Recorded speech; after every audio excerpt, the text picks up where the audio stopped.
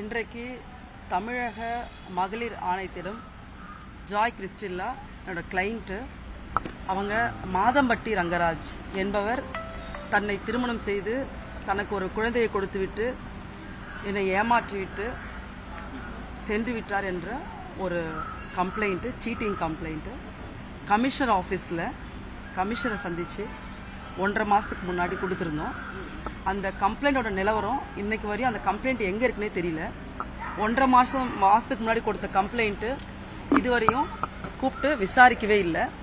அதுக்கு பதிலாக அடையாறுலேருந்து ஃபோன் பண்ணி, அடையார் ஸ்டேஷன்லேருந்து ஃபோன் பண்ணி, எங்கள் ஜூரிசிக்ஷனில் இது வரலங்க, எங்களுக்கு இந்த கம்ப்ளைண்ட்டை சொல்லியிருக்காங்க விசாரிக்க சொல்லி, ஆனால் எங்கள் ஜூரிசிக்ஷனுக்கு வரல அப்படின்னு ஜாய் கிட்ட சொல்லியிருக்காங்க. அதே போல் திருவான்மூரில் போலீஸ் ஸ்டேஷன்லேருந்து ஃபோன் பண்ணி எங்கள் ஜூரிசிக்ஷனுக்கு வரல அப்படின்னு சொன்னாங்க. அப்புறம் நீலாங்கரை போலீஸ் ஸ்டேஷன்லேருந்து ஃபோன் பண்ணி எங்கள் ஜூரிசிக்ஷனில் வரல. எல்லா காவல் நிலையங்களும் ஜாய் அவர்களை தொடர்பு கொண்டு காவல் அதிகாரிகள் எங்கள் எல்லைக்கு வரல அப்படின்னு சொல்கிறாங்க.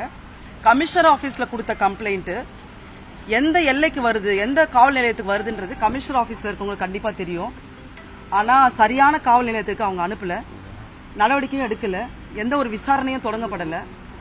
அதன் பின்பாக 1000 லைட்ல இருக்க கிரைம் அகெயின்ஸ்ட் விமன் அந்த செல் பார்க்குற டெப்டி கமிஷனர் அவங்க கிட்ட ஒரு கம்ப்ளைண்ட் கொடுத்துருந்தோம். அவங்க ஒரு 4 நாள் கழிச்சு அந்த கம்ப்ளைண்ட்டை கூப்பிட்டு விசாரிச்சாங்க. ஜாய் அவர்களை காலையில் 10 மணிக்கு கூப்பிட்டு தொடங்கின விசாரணை சாயந்தரம் 5 மணி வரை அந்த விசாரணை போச்சு. ஒரு பிரெக்னென்ட் விமன் தண்ணி கூட கொடுக்க முடியாத ஒரு சூழல்ல அங்கே இருந்தாங்க காலையிலேருந்து சாயந்தரம் வரையும். விசாரணை முடிந்த பின்பாக நாங்கள் யாருக்கு எதிராக கம்ப்ளைண்ட் கொடுத்தோமோ அவரை கூப்பிட்டு விசாரிச்சாங்களான்றது எங்களுக்கு இன்ன வரையும் தெரியாது. ஆனால் ஊடகத்தின் மூலமாக எங்களுக்கு தெரிய வந்தது என்னன்னா, அவரை கூப்பிட்டு அந்த மாதம்பட்டி அவர் ரங்கராஜை கூப்பிட்டு விசாரித்ததாகவும், அவர் வெளியே போகும்போது லைட் எல்லாம் ஆஃப் பண்ணி பின்னாடி கேட் வழியா ஊடகத்துக்கு யாருக்கும் தெரியக்கூடாது என்பதற்கு அமைச்சா மாதிரி எங்களுக்கு ஒரு தகவல் கிடைச்சது. 1.5 மாசமாக கொடுத்த கமிஷனர் அலுவலகத்தில் கொடுத்த வழக்குல கம்ப்ளைண்ட்ல எந்த ஒரு நடவடிக்கை எடுக்காதனால நாங்கள் இன்றைக்கு மகளிர் ஆணையத்தின் மீது மிகப்பெரிய நம்பிக்கை வைத்து, தமிழக அரசின் மீது மிகப்பெரிய நம்பிக்கை வைத்து இன்னைக்கு ஜாய் கிறிஸ்டில்லாவுக்காக ஒரு வழக்கறிஞர் என்ற முறையில் நான் வந்திருக்கேன். ஏனென்றால் இவங்க திருமணம் செய்து 2.5 வருடமாக அவங்களோட குடும்பம் நடத்திவிட்டு ஒரு குழந்தையும் கொடுத்து விட்டு சென்று விட்டார். அவர் உங்களுக்கு தெரியும், எல்லாருக்கும் எல்லா ஊடகங்கள்லையும் எல்லா யூடியூப் சேனல்ல எல்லா ஊடகங்களும் பார்த்திருப்பீங்க. இந்த வழக்கு நான் எதுவுமே எக்ஸ்பிளைன் பண்ண வேண்டியது இல்லை, எல்லாருக்கும் தெரிஞ்ச வழக்கு.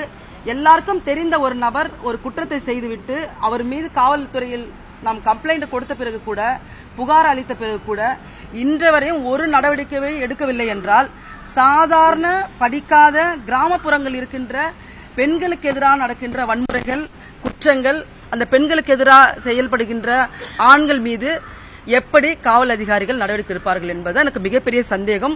ஒருவர் ஏமாற்றுவார், ஒரு குழந்தையை கொடுப்பார், அவர் இந்த சமுதாயத்தில் எங்க வேணாலும் சுற்றி கொண்டே இருப்பார்.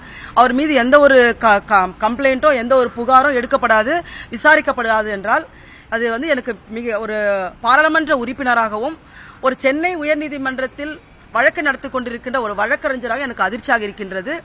இது போன்ற குற்றங்கள் எந்த பெண்ணுக்கு எதிராக நடந்தாலும் காவல் அதிகாரிகள் உடனடியாக விரைந்து நடவடிக்கை எடுக்க வேண்டும் என்று உயர்நீதிமன்றமும் உச்ச நீதிமன்றமும் தமிழக அரசாங்கமும் தொடர்ச்சியாக அறிவுறுத்தல் கொடுத்து கொண்டே இருக்கின்றது.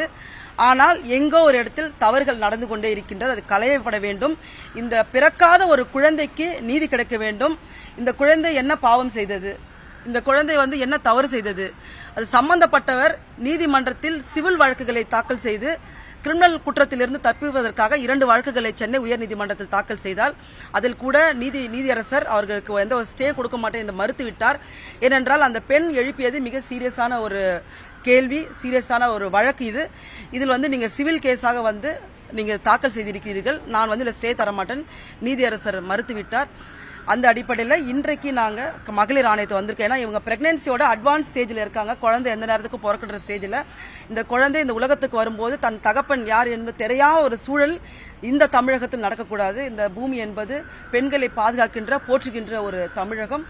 இங்க இருக்கின்ற ஒவ்வொரு பெண்ணையும் பாதுகாக்க வேண்டியது எல்லாரோட கடமையும் கூட.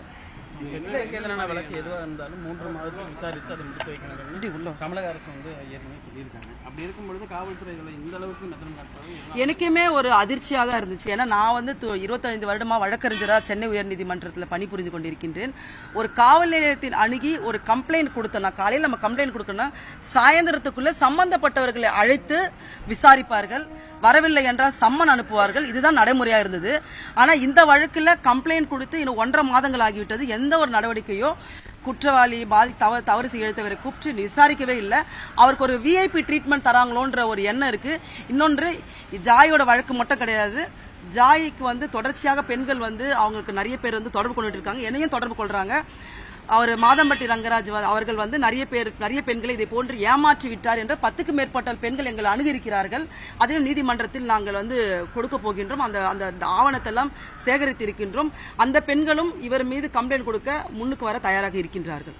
மகளிர் ஆணையத்தில் கொடுத்திருக்க அவங்க தரப்புல என்ன சொல்லியிருக்காங்க? அவங்க உடனடியாக விசாரிக்கிறேன் என்று சொல்லியிருக்கிறார். நன்றி. இன்ஃப்ளூயன்ஸ் பண்றாங்க அது அப்படிலாம் எனக்கு தெரியல. என்னென்ன மாதிரியான ஆதாரங்கள் எல்லாம் நீதிமன்றத்தில் கொடுக்கப்பட்டிருக்கிறது. விமன் கமிஷன்ல கொடுத்திருக்கோம், சென்னை கமிஷன் ஆபீஸ்ல கொடுத்திருக்கோம். அதை தாண்டி சென்னை கமிஷன் ஆபீஸ்ல கொடுத்த கம்ப்ளைண்ட்டுக்கு ஒரு ரிமைண்டர் கம்ப்ளைண்ட் கூட நம்ம டிஜிபிக்கு அனுப்பிச்சிருக்கோம், அடையார் டிசிக்கு அனுப்பிச்சிருக்கோம், திருவான்மியூர் இன்ஸ்பெக்டருக்கு அனுப்பிச்சிருக்கோம். ஏறாத கதவுகளே கிடையாது, தட்டாத கதவுகளே கிடையாது. ஆனா ஒரு பெண்ணுக்கு எதிரான குற்றத்தை இப்படி ஒரு ஹேண்டில் பண்றது வந்து ஏற்றுக்கொள்ளவே முடியாது. நன்றி. இந்த திருமணம் நடந்திருக்கிறது, திருமணம் நடந்திருக்கின்றது. அதற்கான ஆவணங்கள் எல்லாம் கொடுக்கப்பட்டிருக்கிறது. உங்களுக்கு எல்லாமே ஊடகத்தில் தெரியும் என்ன நடந்துட்டு இருக்கு, நீதிமன்றத்தில் நடந்துட்டு இருக்குன்னு தெரியுது. மற்ற விஷயங்கள் எல்லாம் நீதிமன்றத்தில் பேசுவோம். நன்றி, வணக்கம். தொடர்ச்சியா ஜாய் அவர்களுக்கு ஒத்துழைப்பு தர எல்லாருக்கும் நன்றிங்க. தொடர்ந்த பிறகு உங்களை வேற யாராச்சும் கொடுக்குறாங்களா, இல்ல வேற என்ன மாதிரி அச்சுறுத்தல் உங்களுக்கு வருது? மிரட்டல் ஏதாவது இல்லை, மிரட்டல் வரல. பட் என்னை பொறுத்த வரைக்கும் இந்த குழந்தைக்கு என்ன வேணாலும் நடக்கலாம். ஏன்னா இப்போ டெலிவரி ஸ்டேஜில் இருக்கேன்.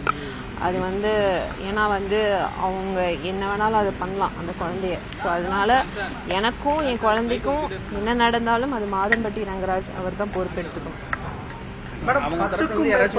பெண்கள் வந்து அவரிடம் வந்து ஏமாந்துருக்குதா, உங்களுக்கு எப்படி தகவல் வந்து என்னை அப்ரோச் பண்ணாங்க. அப்ரோச் பண்ணி என்ன சொன்னாங்க? அதை நாங்கள் கோர்ட்டில் சொல்லிட்டோம். சரி, ஓகே, தேங்க்யூ.